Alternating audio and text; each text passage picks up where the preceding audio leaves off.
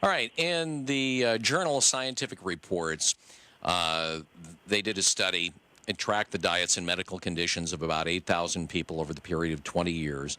And what they found out was, or what they believe they found out was, that men in particular, this was not the case with women, men who eat over 67 grams of sugar a day are 23% more likely to be diagnosed with depression or anxiety than men who consume less than 40 grams. And just to put this into context, 67 grams is about 6 donuts or 3 chocolate bars, while 2 12-ounce cans of Coca-Cola contain about 78 grams of sugar.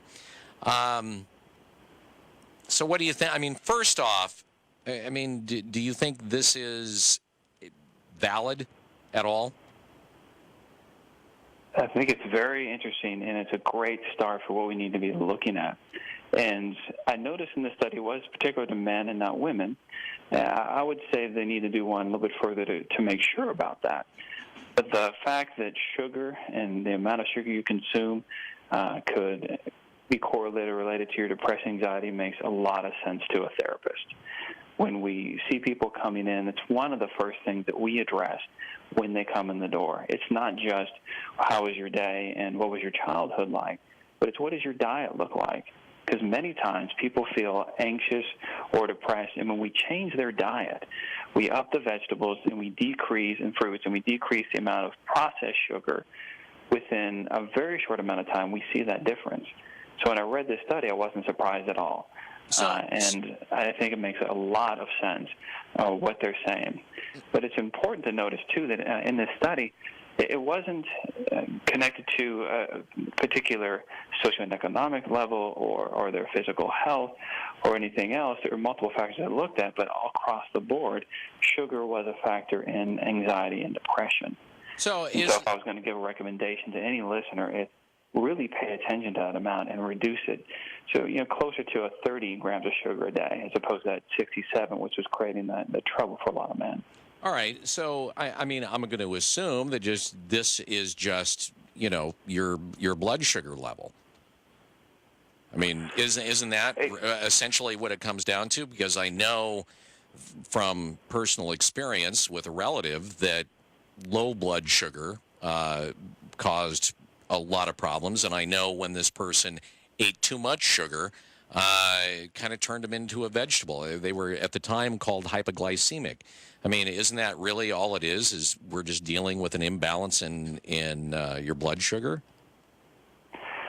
Oh, sure. I know it's a piece of the puzzle, the balance of the blood sugar level there, hypoglycemic, because when we have that sugar, it increases our heart rate. If you already have a tendency towards anxiety, certainly that's going to make you feel more anxious. When you have that glucose crash, then definitely you're going to feel a little bit more depressed. However, part of it is, too, that sugar is one of the most addictive substances that we know of. The study that I like to reference a lot is that when they had lab rats, have cocaine and then also have sugar, that the lab rats would actually go towards the sugar more than the cocaine. It was that addictive. And when you're dealing with any kind of addictive substance in your brain, it's changing your neurochemistry. It's changing what's going on up there. And so that's going to affect our mood and how we feel throughout the day. Maybe they were just going for the sugar because it's cheaper. It's cheaper. That could have been some economic rats. Yeah, exactly. So it's interesting, too, though, is that when we look at this effect, it's not just in foods we think. It's in foods many times that we don't even realize have sugar in it, or we wouldn't assume, like soup or ketchup or barbecue sauce. All those have sugar in it, and they call what you mentioned, so the hidden sugars that we don't know about, because we just assume that they wouldn't have it in it. Barbecue sauce, I think, from one that says I read, for every tablespoon has a teaspoon of sugar in it. And so many times our mood may be affected, and we don't even have a realization what's going on because we think we've cut down our sugar, but because of what we're eating otherwise, it's actually been increased or stays the same. John, aside from diet, let's tap into your other part of your expertise as far as reducing stress. What is one or two things somebody could do today to maybe not alleviate it all, but to take to take the right step in the right direction. Take the edge off. Most definitely. I think there's a lot of great things that we do with our patients when they're coming in. One of them is that when you start your day, many of us, or you end it, are either morning worriers or nighttime worriers. We wake up and the concerns start kicking in. Or before we go to sleep, those concerns are kicking in. And many times that will lead you to want to grab more food. So what we recommend is open up a journal and just start writing all those thoughts down. Just clear your mind out. Instead of wrestling with them, instead of trying to rationalize them or overcome them, get them down on paper, close the book, and leave it there. Another one is to take time to breathe every day, which is something we should be doing anyway, but most of us hold our breath throughout the day because of stress, because of worry, or anxiety that we have. But if you take time just to stop, even if it's a minute, take a deep inhale through your nose, exhale through your mouth longer than you inhale, you regulate your nervous system, you feel much more calm and centered throughout your day. Oh, so it's waking apnea. Say that again? I said it's waking apnea. Waking apnea. Oh, a little bit. Yeah, because you're holding on to your breath so long. And when we were kids, and we were small babies, if you watch them, they breathe really well. And you watch a small baby, their belly goes up and down, they're calm, they breathe well, they also cry really well too. But when you are going up and growing up through your life, you kind of forget how to breathe. And so we end up having, like you said, a waking apnea throughout our whole day. But if we get back to that regular breathing again, then we're able to actually get that centered and calm feeling throughout the day. And then we're less likely to reach for those foods that we think would give us comfort, like donuts or cookies or the extra coffee, because we begin to feel a little bit better. Kind of goes back to that old saw that people would tell people when they were upset, okay, take a deep breath, same kind of thing. Right, and when they would say it before, they would say, take a deep breath and count to 10. And that's a good way to do it, but I would say breathe 10 times. Do it slowly, so it's going to help you feel more calm. You know, another thing you can do, too, though, is pick up the phone and talk to a friend. I know texting is such a almost another addiction as much as sugar these days. In fact, they say that every time a little beep goes off on your phone, some dopamine goes off in your brain, which rewards you, makes you feel very good and excited. But I would say human connection is such a great way to help us feel better in our lives. And so picking up the phone, actually talking to somebody and making that connection can help us feel a little bit better. In fact, sometimes when you have physical connection, a hug or a hand on the shoulder, your brain releases oxytocin, which is a chemical that helps you feel relaxed and calm. Kind of the similar feeling that after you have like a really nice large meal. So instead of reaching for that food, you might reach for a friend. All right. John, thanks for joining us on the Wake Up Call this morning. John Edmonson, a wellness specialist, specializes in stress reduction. Have a great rest of your day. John Edmonson is here. He's a wellness specialist, and he specializes in stress reduction. And when we think about sugar, we have been talking this morning, John, how we know it can affect our weight. But you're here to tell us today that hidden sugar is also linked to depression and anxiety. Super. Thanks for that information today. Yeah, it's not what you wanted to hear, and it's not a shocker that this sugar is bad for you. But what we've realized is it's bad for your anxiety and many times for your feelings of depression as well. They did a study, and what they discovered was people that had probably like around 67, 70 grams of sugar were more likely to have anxiety or depression than those who probably had less, 40 grams of sugar. So it's pretty interesting that they're now beginning to notice that sugar creates anxiety, and sugar does this to us. I got to tell. Go ahead. Yeah, no, I was just going to say that's incredible, and we've had other wellness and fitness experts on that talk about the ingredient list on how sometimes the sugar is so far buried down on the list that we have no idea that these numbers are adding up. It goes to exactly what you're saying, John. Oh, and quickly too, I was shocked when I realized that sugar is in ketchup, tomato sauce, soup. All these different things you never would think about it. So you may wonder why you're so anxious after your your chicken soup. It may be that there's too much sugar in it. You know, when you think about picking up a soft drink, and I haven't picked up a soft drink in years, but I think I remember there being like 40, 44 grams of sugar, like in a can of Coke or something like that, or a can of Pepsi. That's it for your day. And then that doesn't even take into account your hidden sugars. How does that? Does it somehow, work within your brain just to put you up and down or something? Why does it cause anxiety and depression? Sure. Well, it's a couple of different things, and it's important to know, too, that sugar is one of the most addictive substances on the planet. I was talking to someone about it the other day, and they did a survey, and you probably heard about it, where they had lab rats actually, and I feel sorry for the rats, but they had lab rats have cocaine and sugar, and then later on gave them the option to choose which one they would prefer. And unequivocally, they actually would go for the sugar before they would go towards the cocaine. Wow. And so that's why all that sugar, that's processed sugar, is in these different foods, because the companies know, and they're brilliant. They're trying to pull you in to have their product. And so the most important thing is always, like you said, you have to really flip over the label and pay attention to what's in there. But why does it cause depression and all these different feelings? Well, if you have sugar, you have that initial spike. We've all felt that before, especially when we're kids. We have a whole bunch of sugar, and we have the sugar high, and we laugh. If you increase your heart rate and you already have signs of anxiety, that's going to increase your feelings of anxiousness and anxiety. That sugar crash you feel at the end, which we've all had, if you're already leaning towards depression, that could increase your feelings of depression. And so some of it's just common sense, but we never put two and two together to see how to make it happen.